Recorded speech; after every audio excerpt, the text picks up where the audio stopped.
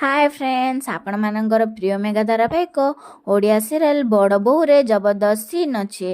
हाँ फ्रेंड्स, आज ऋषभ को माँ ऋषभ को कहबे जानिचु ऋषभ आराध्या कहूची कौन ना से जो एमिति एमिति उड़ान्तिनी। तापरे आरोही कहउचंती ସେଇଟା ହେଉଛି କାଇଟ୍ ଫ୍ଲାଇଂ କମ୍ପିଟିସନ୍। ରିଷଭଙ୍କ ମାଆ କହିବେ ହଁ ହଁ ହଁ ସେଥିରେ ସେ ଭାଗ ନେଇଛି। ରିଷଭ ତୁ ତାକୁ ଟିକେ ବୁଝା, ସେ ଆଚାର୍ଯ୍ୟ ଘରର ବୋହୂ, ଏସବୁ ବାଡ଼ୁଅ ଥିଲାବେଳେ ବାପା ଘରେ ଭଲ ଲାଗେ। ତାପରେ ରିଷଭ ଆରାଧ୍ୟା ଆଡ଼କୁ ଯାଉଛନ୍ତି।